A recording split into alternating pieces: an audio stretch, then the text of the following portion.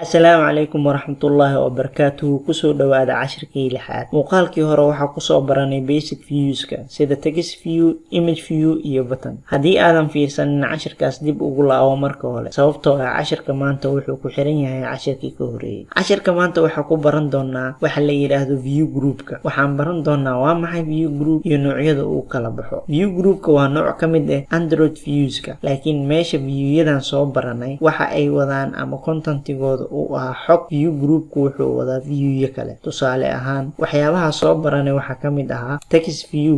text view-ga waxa uu wadaa xog sida text view-gan hadda ahayno waxa ku jiro habeen wanaagsan oo qoraal ah. waxa kaloo jiro oo aan soo baranay basics ka mid ahaa image view. sidoo kale image view-ga waxa uu wadaa xog. xogta waxa ka mid ah sawir caadi, sawiradan u dhiibanay oo tusaalaha ku soo qaadanay ayaa ka mid ahaa.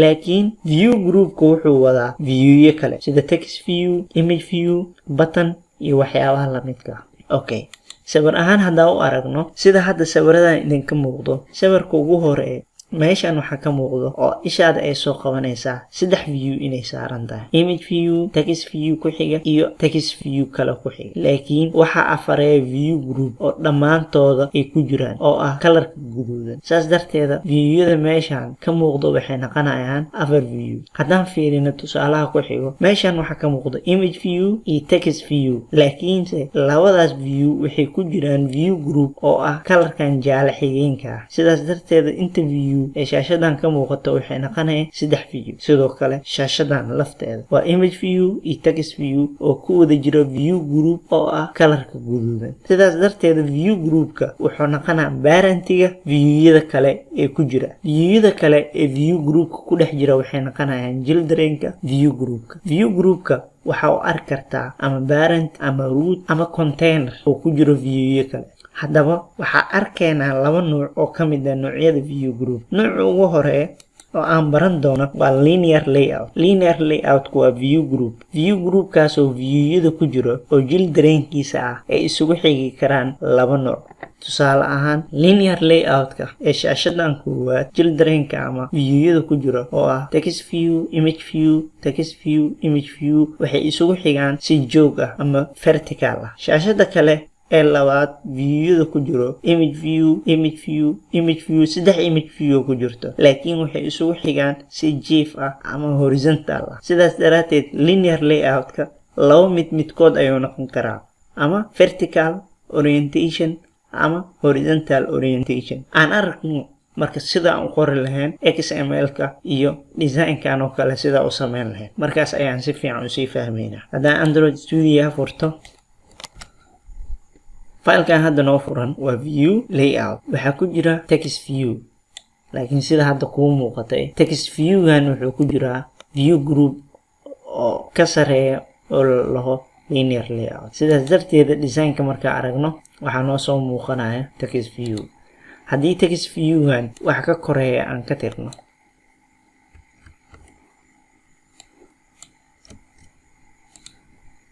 ma suuragalayso, ciladaa dhaceysa, waxna ma soo baxayo. sababtoo ah text view kaligiis ma la soo bandhigi karo. marka hore text view-ga waxaa qasab ah inuu ku jiro view group. okay, view groupka oo ku jiro sidee u sameynaynaa? waxaa u sameyn karnaa sida view-gii hore aan u soo baranay oo kale. bracket furaynaa, kabacdi waxaa dhahaynaa linear layout, bracket-kia xiraynaa, kadib gudaha waxaa gelinaynaa text view-ga. okay, si aan u dhamaystirno linear layout-ka waxaa siinaynaa layout width, wrap content, high, layout high, isna waxaan siinaynaa wrap content. marka linear layout sameyno oo aan siino width iyo height aan siino, kadib aan dhex gelino linear layout-ka halkaan oo ka bilaabanaa. intaan hore waxaa waaye properties-kiisa, height-kiisa, balaciisa, waxyaabahaas meeshaan uu kusoo xirmaa. maxaa gudihiisa ku jiro? text view. markaas oo kaliya ah waxaa lasoo bandhigi karaa text view. okay, haddii aan rabno waan toosiyey control alt enter haddaad dhahdid korku saxa oo istoosinaa. haddii aan rabno inaan text view kala soo dhigno ama kan aan koobiyeyno, highlight saar basti dheh waxaa jiro wax la orientation property la orientation oo leeyahay linear layout ka hadii orientation ka linear layout ka aan ka dhigo vertical text view-yadu waxay isugu xigsanayaan si vertical ah okay waxa kale oo uu haystaa labada text view isku id oo soo laabanayna okay habeen wanaagsan sidoo kale okay waxaan naqanay habeen wanaagsan oo kan kore ah iyo habeen wanaagsan sidoo kale oo kan hoose ah haddii sidoo kale image soo geliyo salahan image view image c image flower ka hadana waxaan naqanay habeen wanaagsan sidoo kale kadib waxa ku xigsanaya image okay meeshan kore menu-ga waxa tigta ay saaran tahay design hadana design iyo blueprint waxa arkaa design-ki iyo blueprint ahaan cabirada meesha ku kala fadhiyaan okay marka sida u jeedid habeen wanaagsan ugu horeyso habeen wanaagsan sidoo kale ugu horeyso kadib image-ka ku xigo dhamaantood waxay isugu xigaan si vertical hadaan rabno si horizontal inay isugu xigino inay si vertical isugu xigaan maxaa keenay inay si vertical isugu xigaan orientation-ka waxa siinay linear layout ka property orientation oo aan dhahnay orientation wuxuu noqonaa vertical okay salahan hadii aan farta yareeno sida default-iga aan ku dayno image-kana aan ku dayno admin map ic launcher aan ku dayno design-ka aan fiirino maxay noqonaya habeen wanaagsan sidoo kale iyo image okay waxaan fahmi karnaa inaan ka dhigo hadii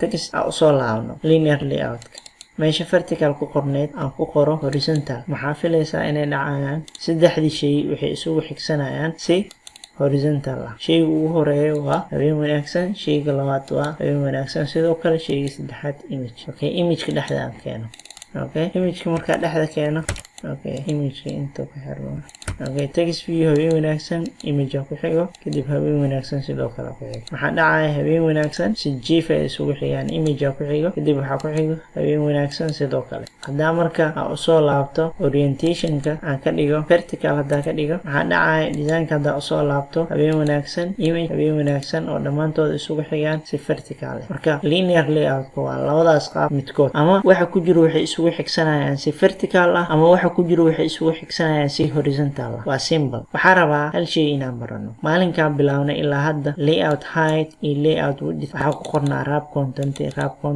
marka macnaha ay wrap content u taagan tahay maxay tahay maxaa kaloona meesha gali karo macnaha ay wrap content u taagan tahay waxay la mid tahay habeen wanaagsan meesha oo qoraalkan ku eg yahay text view-gan dhererkiisana ku ekay hadaa design-ka fiirisid text view-gan aan doorto meesha layout-ka meesha ku eg yahay waa meesha ay habeen wanaagsan ku eg tahay haddaan la barbardhigtid kan kale ka dheeriyaa sababtoo ah habeen wanaagsan waxa ku jira ka dheer habeen wanaagsan sidoo kale iyo habeen wanaagsan waxa dheer habeen wanaagsan sidoo kale waxa ku jira image-ka laftiisa size-kiisa intaan ku ekaado sidaas darteeda image-ka meesha ku egyahay wrap content macnaheedu waxa waaye inta ku jirto content-iga view ku jirto la ekaysi okay ka waran hadaan dhaho habeen wanaagsan taan ugu horeyso dhererkiisa waxa ka dhigtaa width-kiisa waxa ka dhigtaa match parent-iga heesana maxaa waaye linear layout parent-iga heesano la ekaysi hadaa dhahno design-ka hadaa tago parent-iga heesano la ekaysiina parent-iga heesano laftiisa waxa ku xiran wrap content parent-iga heesano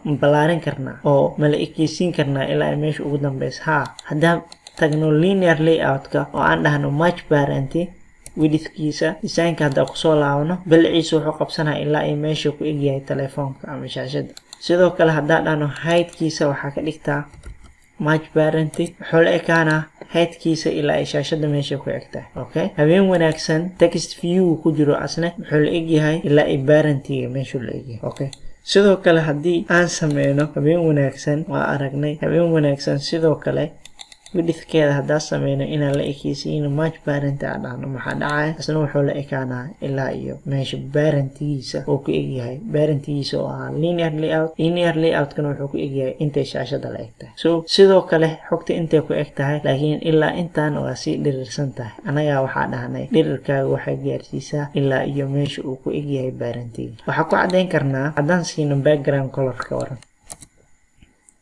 haddaan dhahno background kadib aan siino color accent maxaa dhacay meesha ku egyahay oo ku muuqanaysaa ilaa iyo meesha ugu dambeyso okay marka haddaan dhahno meesha layout width-kiisa match parent aan ka dhahno wrap content haddaan dhahno wuxuu la ekaanaa dhererkiisa inta ku jirtay oo kaliya okay waxaa ka dhigtaa match marka match parent iyo wrap content waxaan filaa marka micnaha ay u kala taagan yihiin in la fahmo. wrap content waxay u taagan tahay inta ku jirto contentiga la ekeysii. match parent waxay u taagan tahay ilaa iyo meesha parentiga uu ku eg yahay gaarsii oo la ekeysii dhirirkiisa. hadaa korka usoo laabno marka waxaa aragnay widthka aragnay. heightka hadaa tijaabino tusaale ahaan heightka haddaan dhahno match parent maxaa dhacayso oo qabsaday meeshu ka soo bilowday inta ka horeysay video kala qaateen laakiin meeshu ka bilowday iyo wixii ka dambeeyay asaa qabsaday. okay haddaan dhaho tusaale ahaan 2db haddaan dhaho heightkiis 2db la ekeysii oo yaraana.